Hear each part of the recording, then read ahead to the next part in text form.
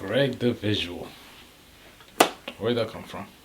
Where did it come from? Yeah. Honestly, it's weird trying to find a name and like give yourself a name. I always tried to find something that was kind of fitting for me. I like to be literal in a sense. Being the visual is like you treat it like class. You got visual aids and things like that, so it's a representation of something. I like to be the representation of whatever it's supposed to be, something good, something positive, even like a play on words too. So like if you see like my official like logo, it's a visual. It's not just a logo, like it's a whole thing in itself, where my logo looks like a TV set, like the old TV set with the antennas hanging off. You have the G that formulate, it's mirrored, makes a little T in there, and then you have the V that's attached to it, so GTV, so it looks like a TV. That's kind of all it came about.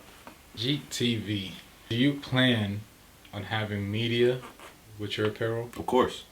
Now, definitely going to have media with the apparel. The biggest thing for those is what I want to get into as far as doing some short films or commercial-like things. Or I mean, we're doing it now, honestly. This is media that's coming with it. It's not just about the clothes. It's more in depth. What makes your brand different? I believe the message is what makes it different. It's not just about the fashion. Now, granted, yes, you have designs that come from all different inspirations, but it's more so about the message that's behind the brand. Being able to reach all different avenues and different people from all different ages, demographics, backgrounds, bringing us closer together within just wearing clothes and different products. You mentioned ages.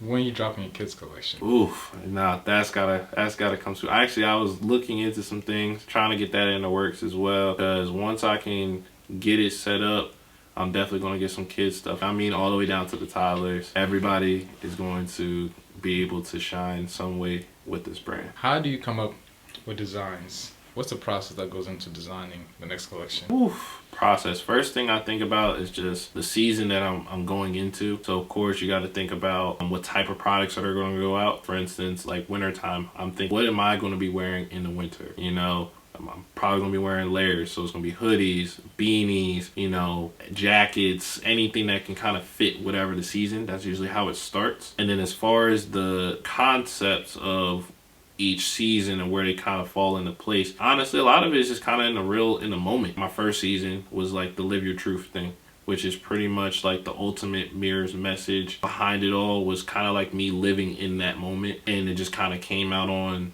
in the design, you know. Same with the spring, which is really focused on growth. That's just people and making sure that we value every step that we go through, no matter how big, how small it is. We value those things. And even into the summer, I want it to be a little bit more playful, you know, because it's summertime. We think of like just partying, having fun. It's still being able to relay those same messages in a positive light. That's where, you know, Peaceful AF came from, just because it's something where it's a deeper meaning to it, but you can still laugh and, you know. Like you said, your designs just kind of come to you.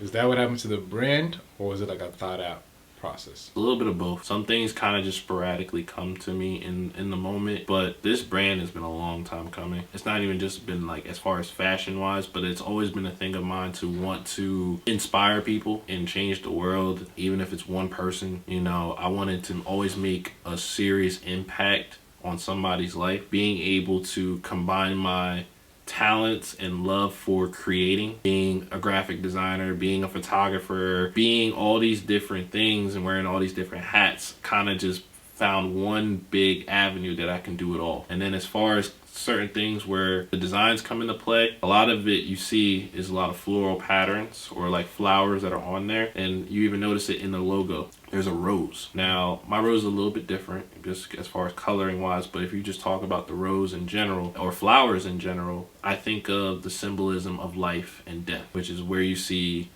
the black and the white. It's always positives and negatives that go into what life is about. Same with flowers. Flowers are living things and dying things, but then I also think of like when roses are given out, they're given out during positive times, for Valentine's Day or birthdays, whatever. Then you're thinking about you give them to somebody for funerals and you're laying them on a casket. And flowers go through the same process. They start off as seeds with tender love and care, sunshine, all these different things. They grow, they blossom, they bloom, but eventually they wilt and they die. Same as people. We only have but so much time, and depending on the environment that you're in, the conditions that you're set out to be, it might take a little bit more to really get that full growth. But even then, starting out from that seed, just the fact that you can even get a stem or a leaf or something, that's all important too. Going back, okay, to the beginning. You are a great individual, GTV. What's the name of your brand? So, my brand is mirrors.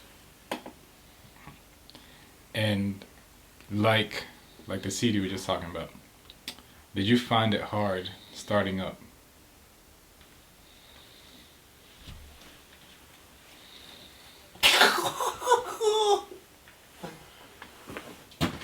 Look, bro, I had a long day. Don't be snoring in my video. Like you said earlier, everything like the roses start from a seed. This brand, Mirrors, do you feel like it's still in its seed stage or has it grown? Definitely in the seed stage. It's early on. This is me really just building the foundation. And honestly, it's tough. This is not even about, honestly, it being a seed. This is more like I'm getting a pot and some soil. It's tough, honestly, when you see brand owners trying to come up with something, because you got to think there's a whole market out there of everybody that wants to be a clothing brand owner, everybody that wants to be a photographer or a graphic designer or something. And it's hard to stand out, but at the same time, it's actually pretty easy to stand out. And the main thing of kind of where I got the first part of when I initially launched, which was Live Your Truth, and it's because I always said that this year was a year of authenticity, where you are truly being who you are and representing everything that you truly stand for, and not trying to pretend because social media is giving you likes if you do this or whatever. Like, honestly, this brand isn't for likes. This brand isn't for the money. It isn't for any of those things. Now, of course, I'm a businessman, so I'm going to be respected as one. This brand is really just about really opening your eyes to the world and opening your eyes to different situations that you have going on or what other people are going through. On top of that, I always talk about perspective and perception. Just understanding that we in life are always going through something. You know, we always go through the highs, the lows. A lot of times, a lot of people don't see these things because they're not us. The only person that truly knows who we are is the person in that mirror. And there's mirrors everywhere. No matter where you go, that person in the mirror follows you. You know, they follow you to a T where they can sit here and see all of what you're doing. This one, yeah. If you could pick any fashion mogul from history, Ooh. that you would say you like model yourself the most after, who would it be? GTV. Respectfully. GTV. Honestly, it's just, I mean, obviously you seek inspiration.